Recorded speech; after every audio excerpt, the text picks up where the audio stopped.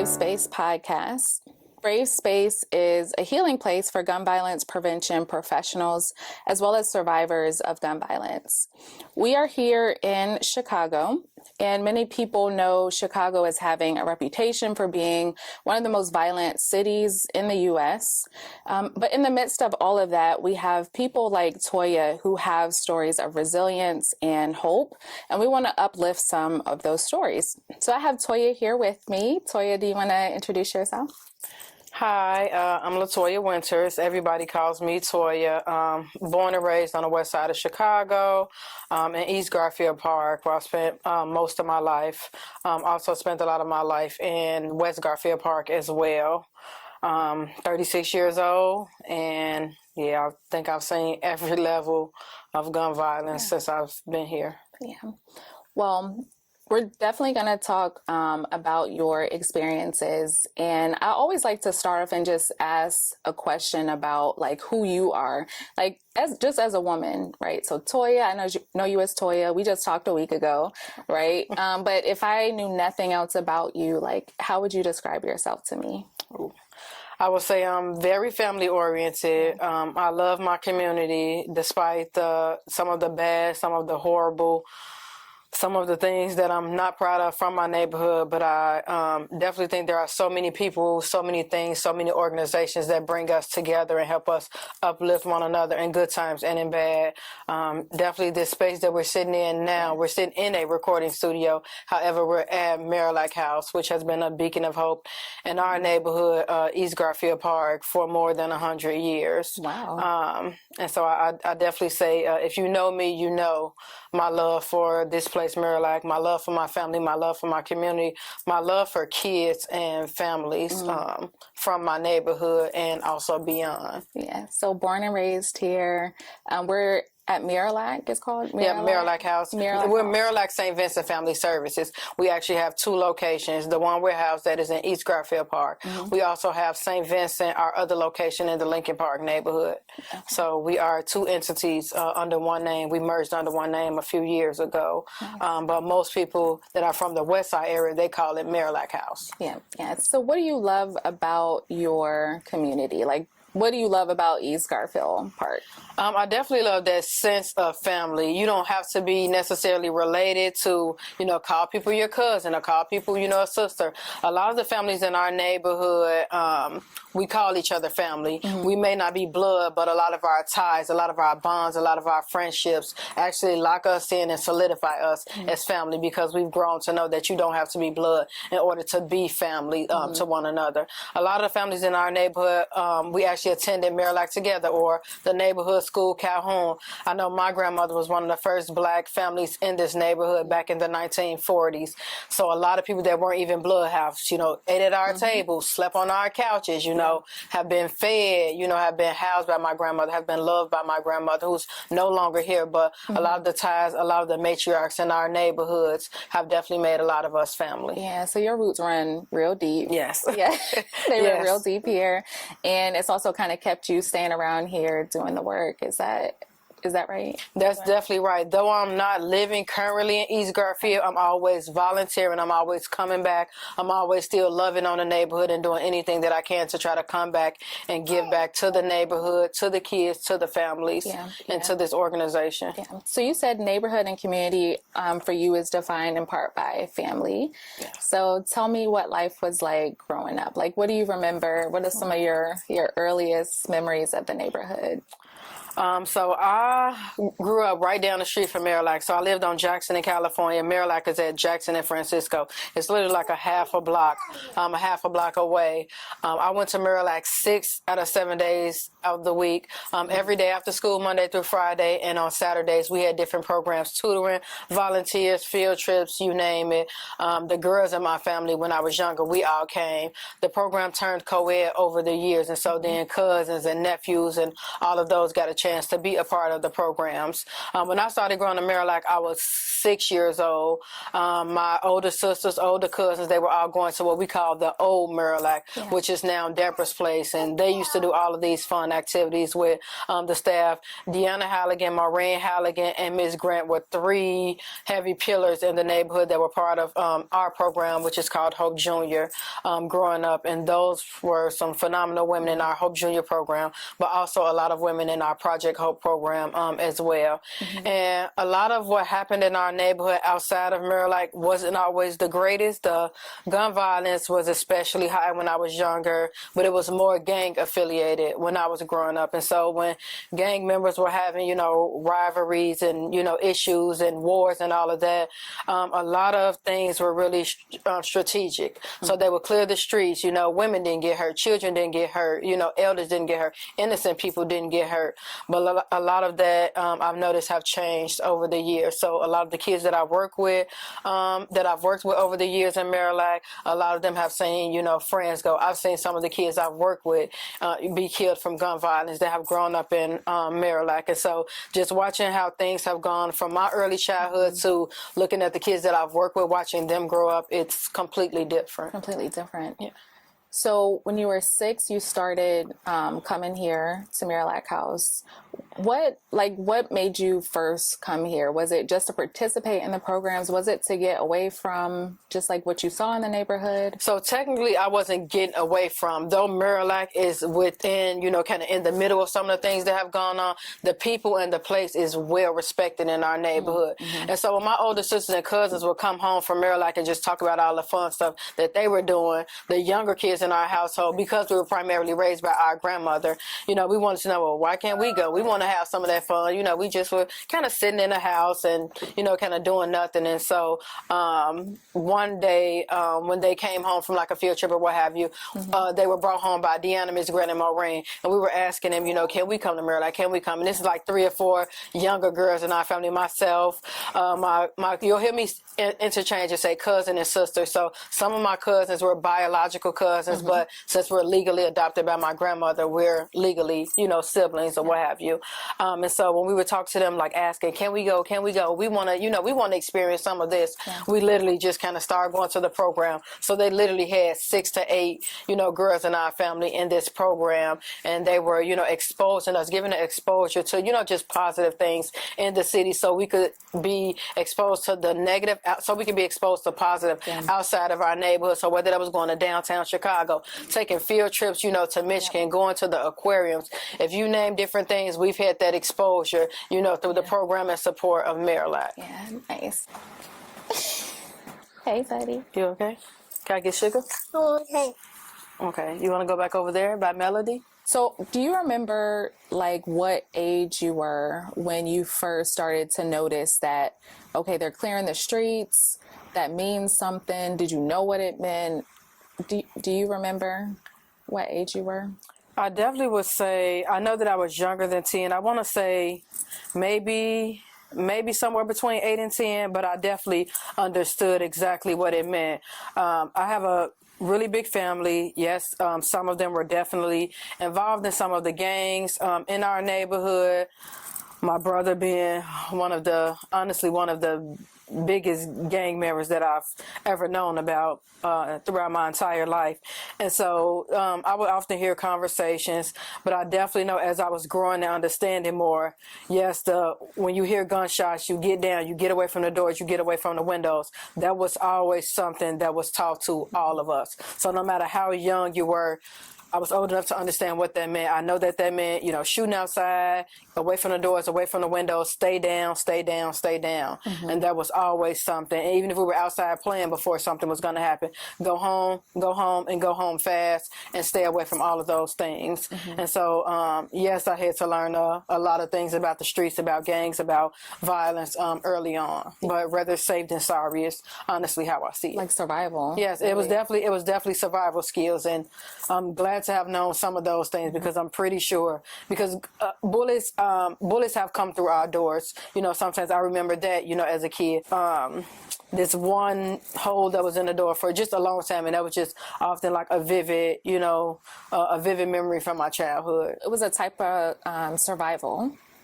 Definitely. Do you feel like you grew up afraid? Were you scared?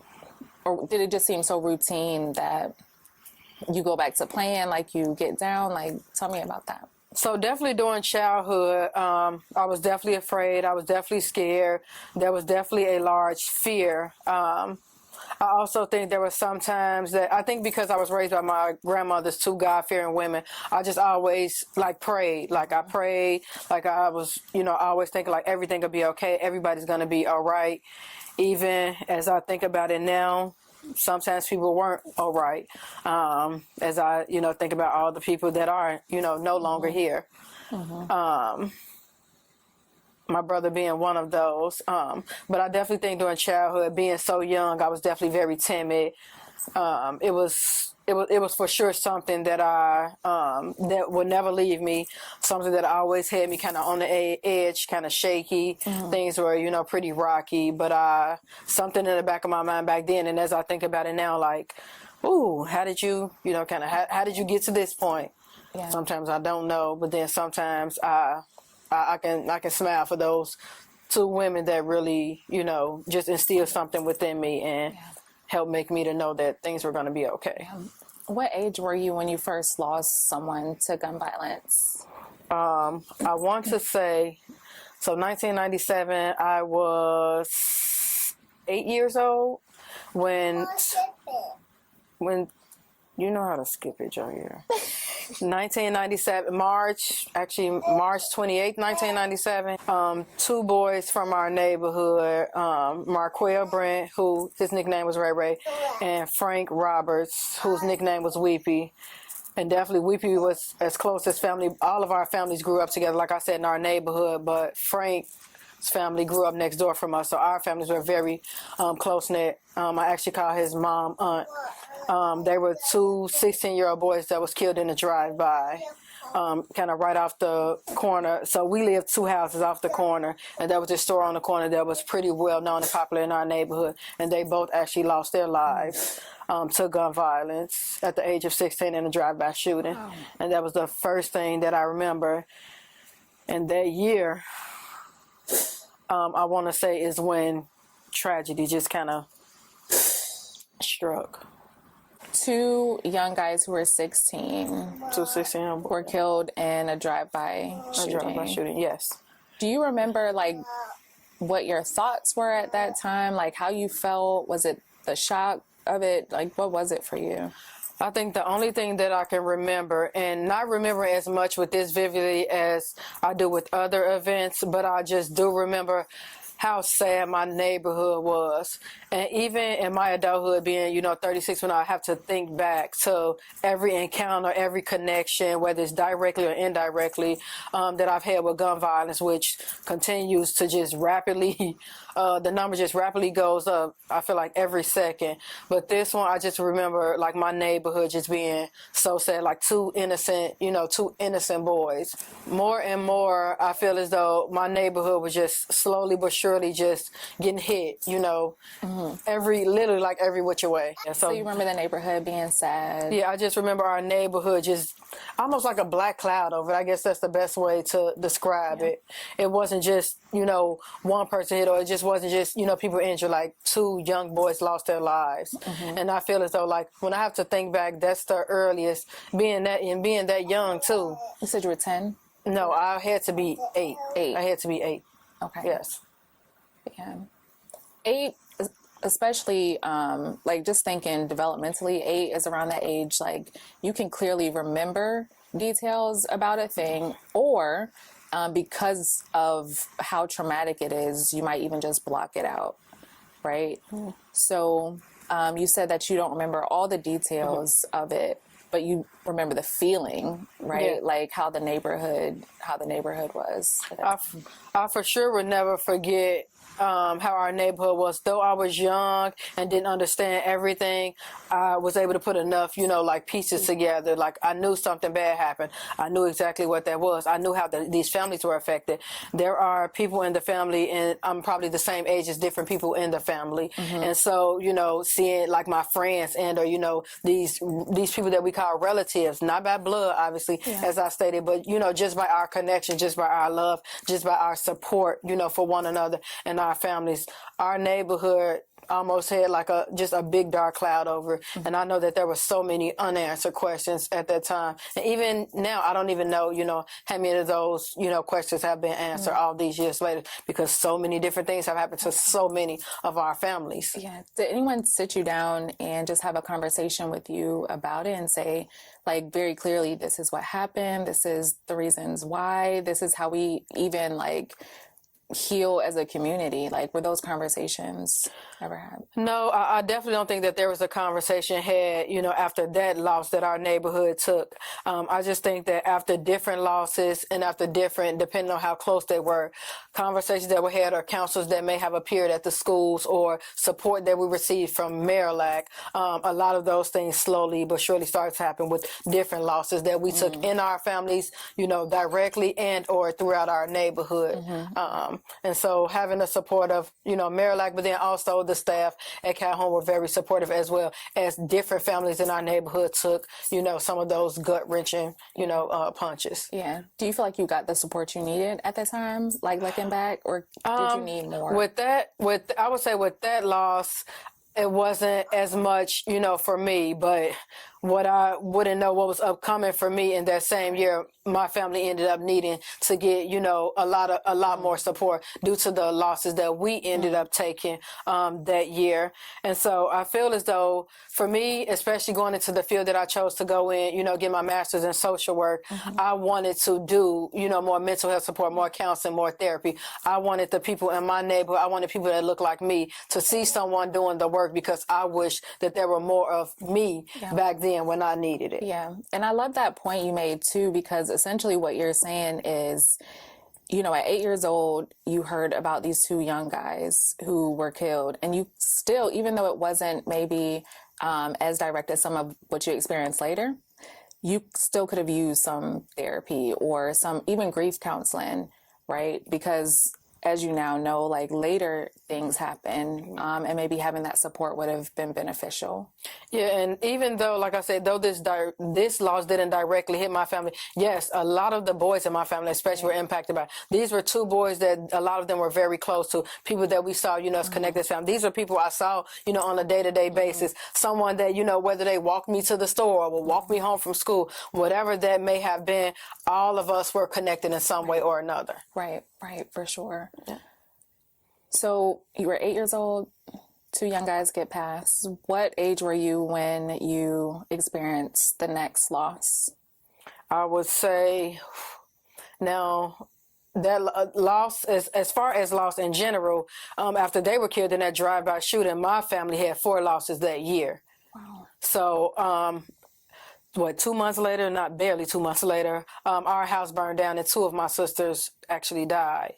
And then, as that year kind of passed on, I lost an aunt, I lost an uncle as well. And so tragedy just hit my family just, kind of nonstop that year. And so not just my family dealing with loss, but then that's a loss, for our community, once again. But when I think about gun violence, the closest loss that I had when I was younger was my oldest brother was killed execution style. He was killed in the presence of my mom, my sister, the mother of his kids. And that I want to say 12 when that happened. I want to say I was 12 when that happened. And so I definitely was at an age where I for sure understood more of what was going on. I was older. I hear more. I see more. I got more education. And so that loss for sure hit really close. So I want us to kind of slow down the details a little bit, as much as, is comfortable for you, because I think one thing that I hear a lot is that people can actually learn how to heal, even just from hearing other people's stories and how they were able to navigate something so difficult. So you mentioned that your older brother was killed execution style. when you were 12 years old. Can you just walk us through that day? How did it start versus how did it end for you? Ooh. So a lot of things I learned as I got older. Some things I knew when I was younger. So I would say growing up, I knew that my brother was in a gang. I knew that, he joined a gang early on. I knew that he was like this big guy that many people feared. And I mean, I didn't understand why he was this little. To me, he was just this little, like cocky little guy. But I'm thinking like, why are people afraid of him? He's so little. Mm-hmm. But as I learned more about gangs and, some of the things that he had done and, all those things, as I got older, when I was old enough for people to, kind of educate me on, some of the things, and things that need to be hid from me because I'm a big girl, you don't have to sugarcoat, you don't have to lie to me about these things. He has kids and everything like that as well. But as I got older and I learned about some of the horrible kind of things, I did used to hear, and when people are in gangs, it's only two ways to go out. Either you go to jail or, you get killed. And so just being younger, I wasn't sure what was going to happen. I know he had been in and out of jail, so, maybe I thought that's how he would go. But I remember the day that he was killed so vividly, and it kind of replays a lot. It's replayed a lot throughout my life. They had been celebrating my sister, who was a few years younger than him. He's the firstborn. She was my mom's third child. And her birthday was April 23rd. And I have to say was because she also died a year after my brother was killed. But when my brother was killed, they were still celebrating her birthday. He was killed April 29th. Her birthday was April 23rd. And so they had just been celebrating over the course of like a week or so. And they were actually outside of our house, but just directly across the street from our house. And so they're all, hanging out, whether they were drinking and smoking, but just outside kind of hanging out, celebrating. And like I said, when I was talking about the two boys killed in the drive-by shooting, we were two houses. Our house was kind of right off the corner, but there was a corner store. There was a lot that used to be a house that burned down before our house had burned down, and then there was our house. And the night that my brother was killed, two boys came up actually through that lot and ran across the street and shot him up. To my knowledge, what I was told growing up, when I got older, he was shot something between 13 to 15 times. I'm not sure about the exact number, but I know my mom was out there. My sister was out there. Either one of his mother's children's mother, or two. I can't recall. But a lot of family and friends, they were out there, like I said, gathering and celebrating. And there were different stories that I heard about him, killing someone prior to them killing him. I remember the day like yesterday. So my grandmother owned a two flat. Myself, my sister and or cousin, interchangeably, Shavante, and another one of our cousins, Christina. I remember we were in the basement, which is where my Aunt Jan resided. We were downstairs, probably just playing around. We were close in age, and so we were probably just hanging out. And I heard the gunshots. We were in the back of the house. I heard the gunshots. We all just kind of stopped. We were in the back room, I remember. And the room that we was in is actually right off of the lot. So it's on the west side of our house. So after the gunshot stopped, we all ran to the front. Now, yes, we were told, when gunshot, you get down. So we did stop. We're down, everything after the gunshot stopped. Before we actually started running, we heard, and I know me for sure, I heard people upstairs that were just running. So running through the house. So, but like running towards the front, obviously, because we were in the back. So we ran to the front, but we didn't go out the house. We ran to look out the window to see if we could see anything. And so I hear hollering, I hear screaming, I see people across the street because I'm looking out the window. And like I said, where he was shot at, it was like directly across the street from our house. And so people are crying, they're screaming, they're hollering. And we went to the door, but I know we would have gotten in trouble if we went out the door. So we were just trying to figure out if we could see what's going on. And with all the commotion and everything, like everybody in our house, because it's 3 floors. And so when everything kind of calmed down and we started to hear things, then we were hearing, okay, Lamont got shot. But my uncle had loaded him into, I guess the ambulance had taken too long. And there are a couple of hospitals in our neighborhood, but my uncle put him on the back of his pickup truck and he like rushed him, to Mount Sinai. As I started to hear stories, about like how badly he was shot, and, before he can even be pronounced dead, that he was already dead. I just like the faces that I saw are honestly the distraught faces I saw was my mom and my sisters. They were both just like shaky and broken. And then, and there's one story I always hear my sister, Andrea, another cousin, sister, interchangeably, talk about is how when something happened in our family, and I vividly remember it, my grandmother, like, she would just be so calm. With all the losses that she had taken before we lost her, she would just like sit down. She had these black shoes that she would always wear when she had to go out, these nice, shiny, like black shoes. And she would just say, get my cane. And she'd tell somebody, get her purse, and like get her black shoes, and get, depending on the weather, get this coat that she had, like get her things so that she can go take care of the business that she had to take care of. And I remember having that conversation with Andrea about when she was sitting down in the kitchen telling people to gather her things, and they were asking her where she was going. And this was before she had even gotten the news. And she had said that she had to go. And I remember her saying that when they were asking Grandma, well, where you going? And she was just so calm. She heard the shots and everything. I don't know that they had told her who was shot or anything, but she told them to gather her things, get her shoes, get her purse, get her walking cane. And she had to go identify his body. And nobody had told her that he was dead or anything. But she knew. I don't know what kind of radar she had, but she knew that's what she had to do. And that the way that replays with me is crazy, because now my brother was killed April 29th. It had to be something like 3 days or so before. I remember this significantly because myself, Christina, and Tay, us three that were in the basement that heard the shots and ran to the door, we were with my Aunt Jan, and we had just came from, I think we went out to eat, and we were sitting in front of the house in the car. We had just got back, and my brother had came up to the car. He was talking to my aunt, but we were kids. We were in the back seat, and he said this so clear, and I remembered this through my entire life. He told my aunt when he dies, he wanted to be buried in front of our house. Now, I remember him wearing a bulletproof vest for days. I remember him wearing a bulletproof vest for days. This was before he was killed. I remember, and why do I know what a bulletproof vest is, at that age? And then hearing that conversation, it was scary as a child. You remember him? I remember those two things. I was in the back seat when he walked up to the car and told my aunt when he died, he wanted to be, now he didn't say how he would die, but he just said, when I die, I want to be buried right here in front of this house. Do you think he knew that something was going to happen? Yes. So whether it was in retaliation to what I was told that he had done, that him, killing someone days before, he was killed, whatever it was, and then him having that conversation with my aunt. And I don't even know if I've ever had that conversation with my aunt to ask her if she remembers that. And I'm close to her. Yeah. But sometimes I often think, like, did she know, like, or did she believe? But I remember her saying to her, boy, she kind of fanned him off and said, boy, going on with that, that silly stuff or what have you, or don't talk like that, or something along those lines. But that conversation in itself, I always remember that. Always kept in your mind.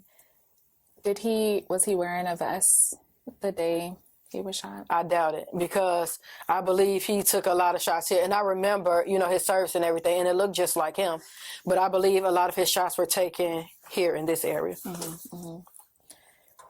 What do you, remember most about him?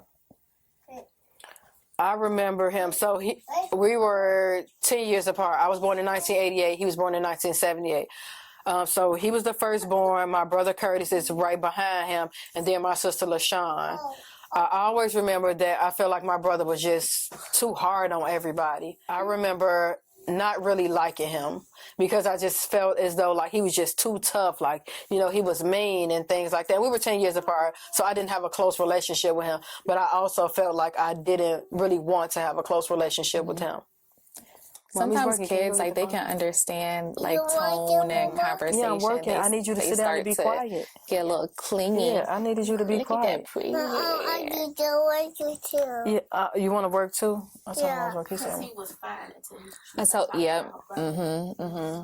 Jair. He's almost like comforting you, to be honest. I'm working. But can Jair sit over there with Melody and watch me work? I want you to sit down and watch me and be quiet so you can learn.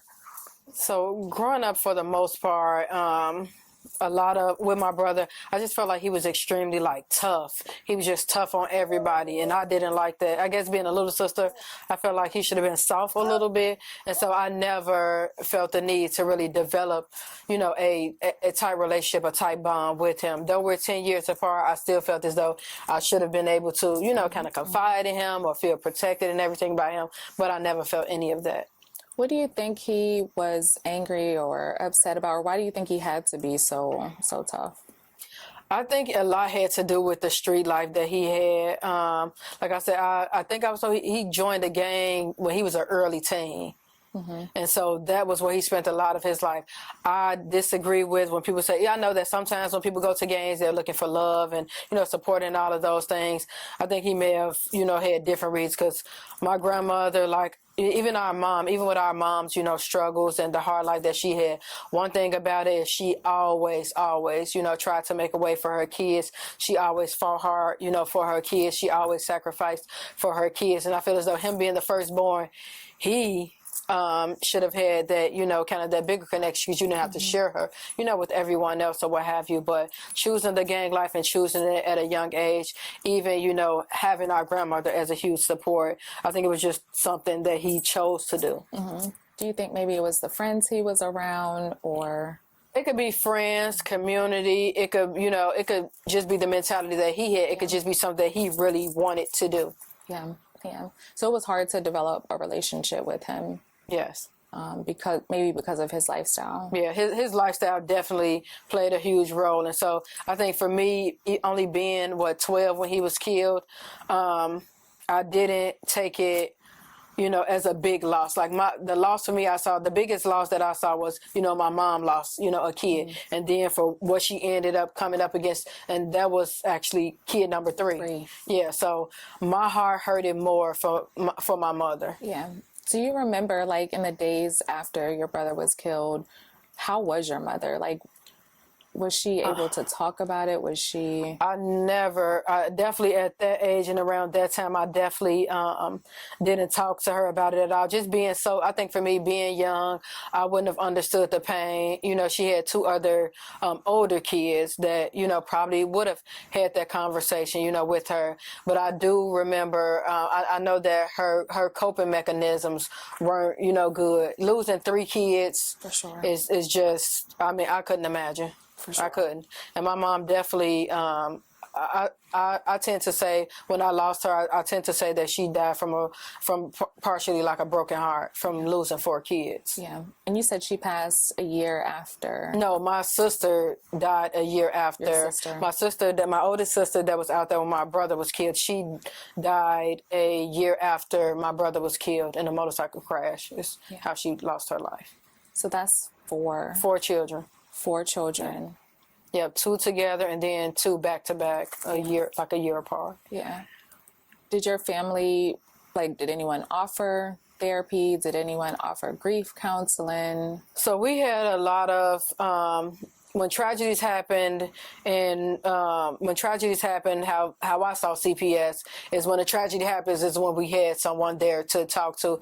But something that I always thought about through adulthood, and what made me, like I said, kind of go into the field and want to do like grief support groups and, you know, grief counseling and therapy, and, you know, just holding those spaces that people needed. I think people in our communities especially need that support day to day, and not just once a tragedy strikes, or, you know, when a tragedy strikes, then they have that, you know, support for a duration of time, and then, you know, everything is okay after that. No, people need that long term. For sure. And do you think you would have benefited from it at that time? I Or was it hard to, would it have been hard to like even receive help from a therapist at that point because you lost so many people? I think it would have definitely, being that young, I think it would have definitely helped me more to be able to kind of add things out and channel it, and I wouldn't have been so angry. The support that I had gotten beyond just the tragedies with the counselors when tragedy happened at school, Marillac was more of a day-to-day support for me, because I can always remember staff there asking, "Are you okay? What do you need? How can I help?" And then my poetry instructor noticed, a change in me when I was young. And I remember her telling me to just write. Literally, I came in angry one day. She said, "Sit down and just write. You don't have to say anything, just write." And when I started writing, that's what helped me to kind of unload what I was going through. So my support with the women at Marillac goes beyond day to day, goes beyond the tragedy. It just goes beyond what I needed. Yeah. Do you still have some of those like poems or things that you wrote? I definitely do. I always have to look through it, because my memory isn't as good as it used to be, and so I've some things I had wrote down I probably got in like books, or some things I just started when I've tried to start back writing in the more recent like year or so. I've been doing some writing within like the notes in my phone, but I've been seeing myself getting back to writing more on a day-to-day basis. Yeah, kind of like as a coping. Exactly, because I've been to therapy. I did therapy throughout my 4 years of high school. I even started like a support group at the high school that I went to. When I was in my scholarship program, Girls Hope, it was mandated that everybody in the program have someone outside of family, friends, and loved ones that they talk to. And so even though I didn't know that I needed therapy then, when I opened up to it, I really opened up and locked in with it. And it helped me to help other people as well. And I've gotten therapy when I was in undergrad. I got therapy, when I was in graduate school. I'm a huge advocate for it. Yeah. What was most helpful? Like, was it the conversation or was it the person who you were talking to? I would definitely say in different areas and different aspects, the therapist actually helped. But I will also say as well, me being open and me helping myself, get through that, get through what I was going through at that moment. So it was a combination of the two, because I remember being so angry and going to therapy for a long period of time and just sitting there looking at the therapist. Yeah. But she was so patient with me, and it was because of her. And I remember going back to look for her. So when I was in high school, the therapist that I had, I wasn't mean to her. I was just really quiet there because I didn't understand it at that moment. But then I remember after high school, going to undergrad, after graduating from undergrad, when I went back to work for my scholarship program as a residential counselor, I remember going back to that place where I had therapy, and I couldn't believe I remember where it was, to look for her, to see if she was still there, just to thank her for what she had done, that she probably doesn't even know to this day what she did for me, because it helped me to do it for someone else. Yeah, I was going to say I love that story, because even now with you being a social worker, I'm sure that memory and just having that experience of someone being there for you, pouring into you, and not giving up on me was what really helped me, because I used to sit in there and just look at her. Like, I would just sit there and look for an hour. And I was like, you know what I used to say? I don't got to pay for this. Girls so paying for it. And I used to sit there. But she was so patient with me, and she worked with me. And I'm so thankful that she did, because she is part of the reason that I also chose to go the field. You lost a lot of family. Were there other people that you lost, like friends, to gun violence as well? So when I think about family that I've lost, when I think of family and the close ones that I lost, when I think back, people would say that my brother, yes, being the closest biological relation, but my cousin Philip was really the brother that I lost to gun violence that took the hardest toll on my heart and my soul, because Philip was the cousin in the family that really looked out for, loved on, and protected the girls in our family. And I always say to this day, when I think back, he was the brother, that I lost, because that was the protector. What Lamont should have been for me, Philip actually was. And he, guarded, protected, just loved on without a doubt. And so that's when I think of that, that's one of the biggest losses. But as I, kind of look and fast forward, and I've lost a lot of people in my family to gun violence, and not just all males. One of my older cousins, was used as a shield. She was killed by gun violence. Her and my mom were really close, growing up.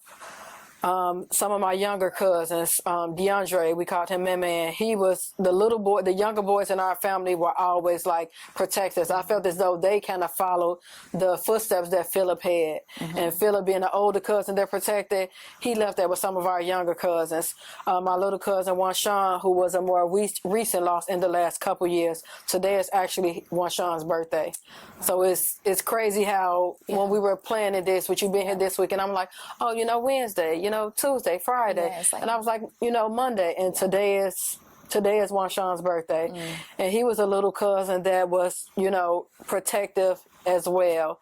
And some of the losses that I faced with the younger boys in my family, it really shattered me in a way that I didn't even know, because though I was their big cousin, they looked out for me. And like, even if they was out, they could see the smallest things, like a guy trying to, approach me and talk to me, and they would, hold on, what are you doing? And I'm grown. Yeah. I am very much grown. Sure.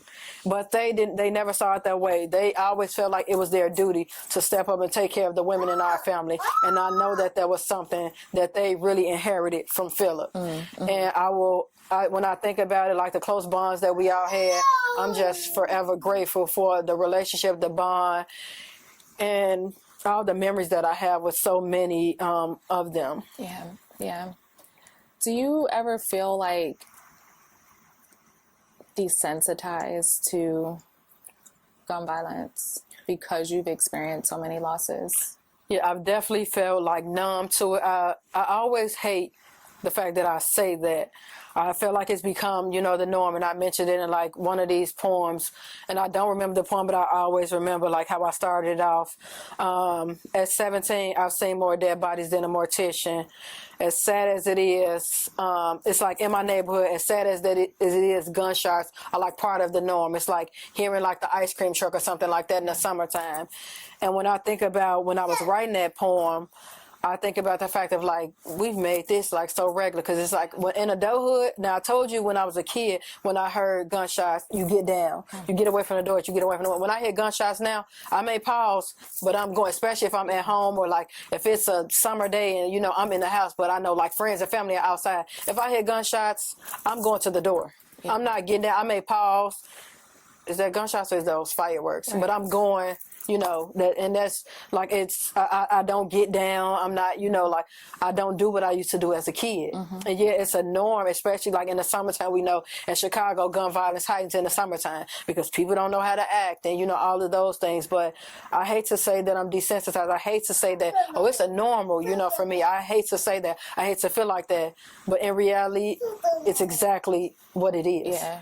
And in some ways, being numb or feeling numb is a type of survival, right? Because if you're constantly living with the shock of losing someone, that in and of itself can take a toll on you physically. Like how you said your mom passed from a broken heart, right? So do you feel that even in all of your experiences, is it hard to remember the person like outside of how they pass, like outside of gun violence? I always try to, when I think of people, I try to hope that a memory comes, to mind that'll make me smile before I cry. Because the tears are going to always come. But if I can smile and then, the tears flow, I'm like, I'm okay, or they're okay, or what have you. Because I always have I always got some good memories with whomever it is. And like, so anytime a person comes to mind, like when I was just saying my little cousin Juan, whose birthday is today, one of the things I remember about us, like we would just randomly get together. Yeah. And if the girls were just getting together and we didn't tell him about it, he would say, oh, my niece Shara. Oh yeah, Shara told me y'all getting together, y'all hanging out. And you ain't told me nothing. People always call me and say something to me slick about it. And I'm like, oh, it's just the girls, cuz I don't care. It's a few boys in our family that always just want wanted to be within the space. They wanted to feel the love. They wanted to crash the girls, like, you know, whatever it is, they wanted to be in the space. So I always think of like, one Sean calling, what? Oh, he know we getting together, y'all. Yeah. He would randomly call and say, y'all, let's go do something. Let's go to an arcade. Let's do this. Let's do that. And for some of those boys in our family, like I always, like I smile with that. One Sean was one. Like my little cousin, Man, just so, like he had this little smirk about himself. And he was just always like, well, what you doing? Or he just like checking up on you. And I'm like, I am the big cousin. And they never cared about that age thing. Didn't matter. I am the big cousin, but they are the protectors. Like they are the ones that are looking out for us. They are the ones that are making sure everything with us is good. And so when I think of them, I always have to smile. But, you know, I smile, I think of the memories, and then I break down, because I can't believe at the young ages y'all were, you know, whether, you know, carjacked or, you know, killed as an innocent bystander, or, you know, just caught in the middle of something that had nothing to do with you. I freeze because I can't believe it. Yeah, so it's always a state of shock because so many innocent lives have been lost. And I'm a person that, you know, when I'm coping, I go to their grave sites, or, you know, whether I'm looking at pictures or I make posts and things like that about them. But I'm just still in a state of shock. The fact that so many of them have lost their lives to something so senseless, something that they were so innocent, you know, too. Right. You know, now there's a lot of conversation too about how gun violence is a disease, right? Like, so no different than like diabetes or, you know, high blood pressure. Like it runs in families, or it runs in neighborhoods, it runs in communities. It can be transmitted. Like, what are your thoughts on that? I definitely feel as though there's some truth to that, but I also tend to go to the part where it's not, you know, it to me, it stems back to it, you know, it's a person. It's the wrong person, you know, with a gun. It's an angry person, or, you know, whatever it is, it stems back to a person. I hate when people say like, oh, you know, East Garfield, you know, it's a bad neighborhood, or West Garfield, or, you know, Lawndale or Austin. No, there are bad people that are, you know, in these places, or, you know, there are people that may be angry about certain things, or there are reasons, or have people try to get down to the foundation of, you know, when a person picked up a gun to take a life, you know, kind of what's going on. Do people try to get down to the foundation, to the root? You know, do people go back through generations? Are people really trying to figure out, you know, kind of what's going on? I remember opening the letter about the guys that were charged for killing Lamont, and one got 55 years and one got like 65 years. And I literally sat and read the letter, you know, over and over. It was like, to the family of Lamont Winters, and, you know, this is to inform you, blah, blah, blah, dot, dot, dot. And I literally thought, I'm like, you know, I wonder what was going through their heads. I wonder, you know, why they didn't. I had all these questions. I mean, I can't ask them, you know, I don't know them.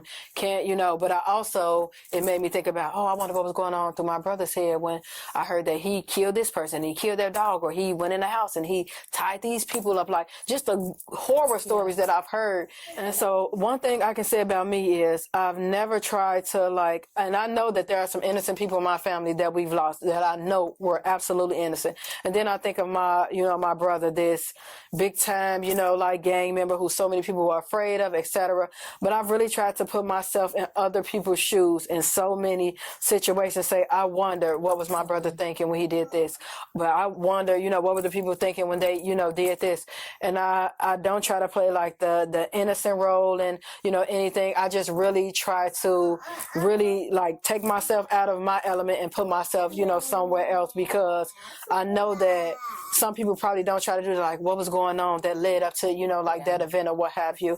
And so no, I don't have answers.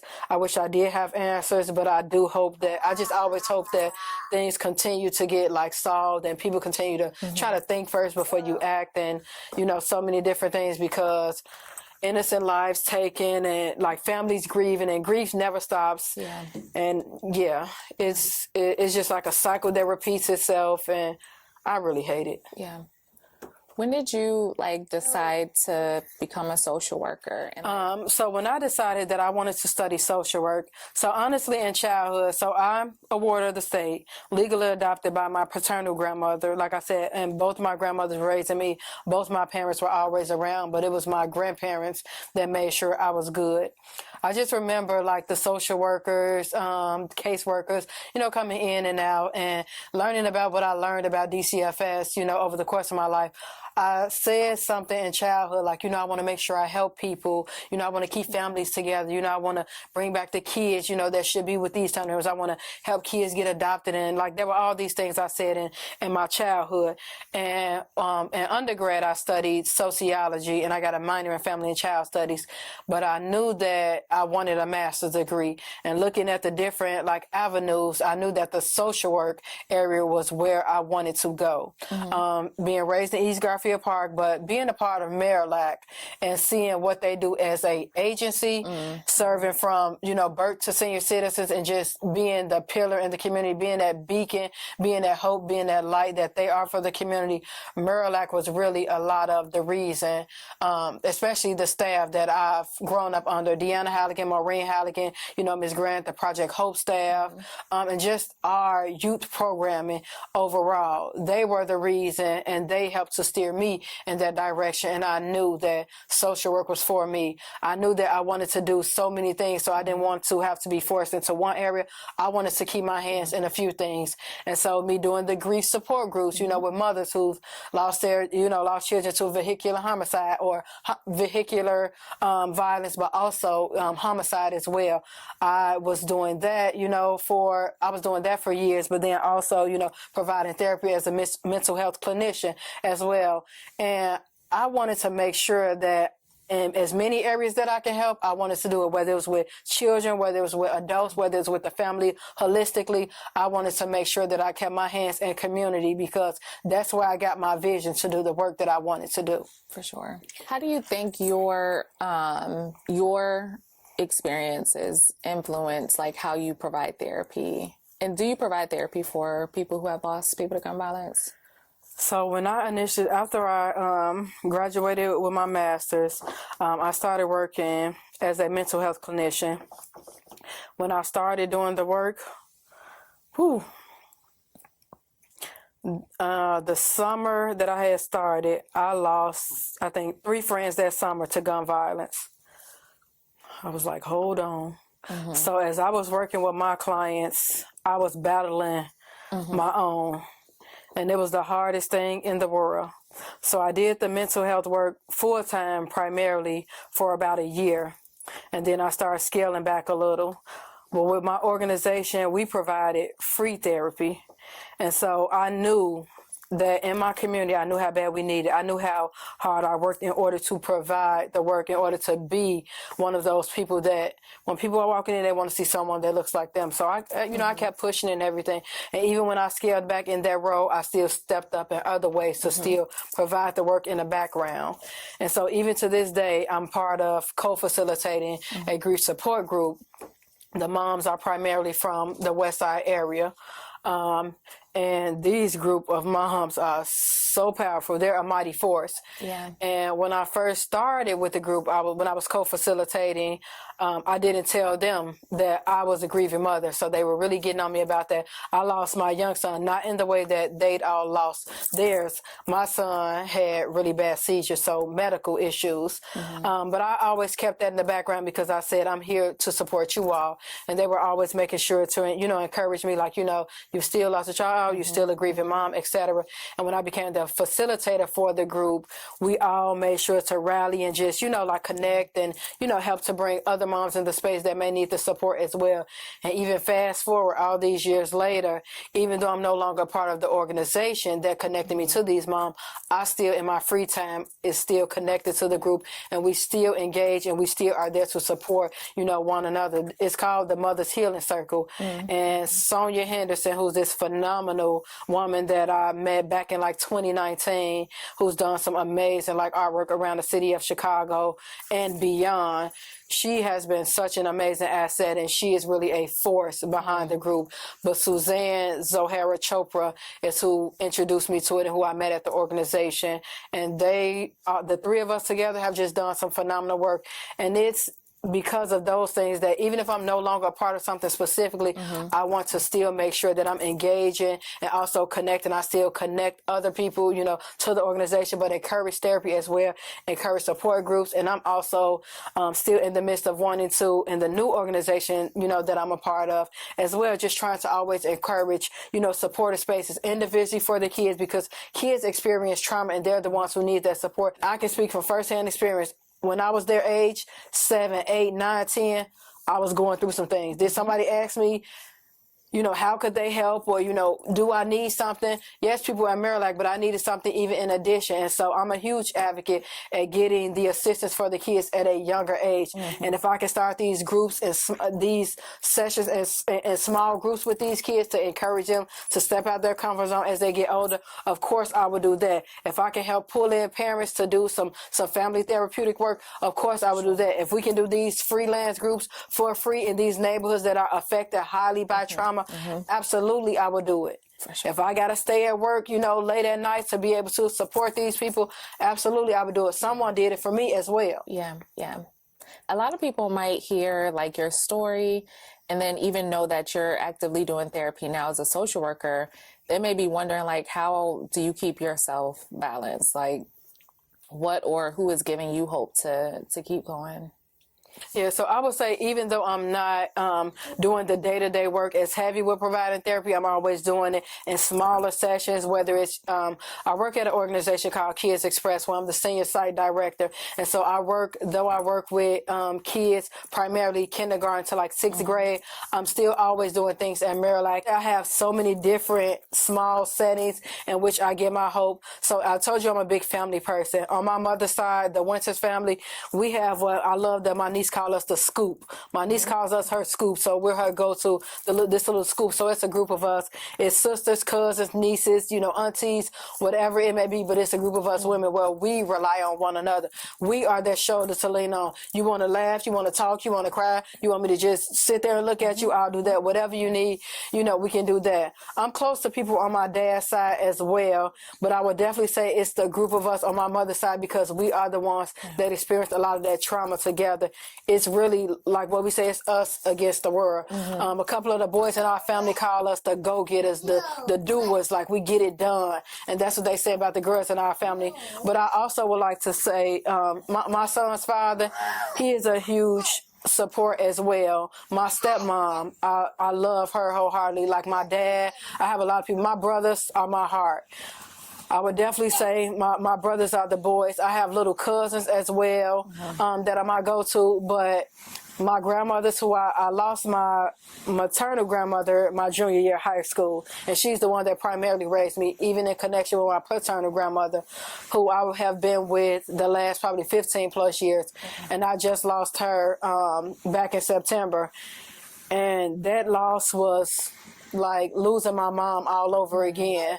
But the one thing that I can say that has brought me more happiness than I can ever imagine, my son has truly been, and I know he doesn't understand it now at only 2 years old, but at a time that I had no idea, and it's a 15-year gap, 16, his brother would have been 16 if he was still alive. And so this little one came at a time that I had no idea that I wanted, needed, deserved such a thing. But I'm always just daily just thanking God for the blessing of motherhood again, because he is so smart, so loving, so full of life. And even my grandmother Bernice, who I just lost a few months ago, helping raise him, and she was 90 when we just lost her, was the first person that started teaching him his ABCs, would let that boy sleep on her chest, and she would sing to him. And he has just been such a joy to everybody that he's been connected to. To have 2 great-grandmothers, he was extremely lucky. He still has another great-grandmother, Betty Goodman, and both of his great-grandmothers absolutely love and adore him. And Betty was a grandmother to me, has always been a grandmother to me. Her and my grandmother were friends for over 65 years. And she tell me stories about how I used to ride her. She pushed me around in the shopping cart and feed me grapes when I was little. But the joy that he's brought to everybody around him, but I can't wait to be able to explain to him the joy that he has been. Now he's playing the drums. Yeah. The joy he has been to me. No. He lights up my world. Yeah. And he really gives me hope. On days when I'm just breaking down and just missing the people, that I love, especially my grandmother, because it's still so fresh. And I don't know, sometimes I'm coming to going and he'll wipe my tears and he'll ask me if I'm okay and, all of those good things. But my hope lies within. Anytime I look at him, I just smile. Even when I'm crying, I have to smile because he really does it for me. Yeah. And sometimes I can't even put it into words. Yeah. And I see you almost like tearing up. Yeah. Because he... I literally try to make sure I tell him that I love him every single day and just show him so much affection. Just always letting him know that, mommy's here. I'm always be here. And Well, I just want to say that I appreciate your time. I also just appreciate you sharing your story because, you and I just met. So I think it's, I always feel grateful that people just share their story with me because I hold that as like really just the trust that we need in order for us to help heal in community, which is kind of like one of our mottos. Like we're really trying to heal in community because we know people have experienced so much. So I just want to tell you that I appreciate you and I have a little gift for you. We have a shirt and then our custom candle scent. Oh, so okay. yes. I don't know if you're a candle. I love getting in the bathtub and just. So. Yes. Thank you. Thank you. I appreciate the opportunity, and I know that when we met, just a week ago, having a candid conversation like we've known each other. Don't tell my story to make anybody sad or anything like that.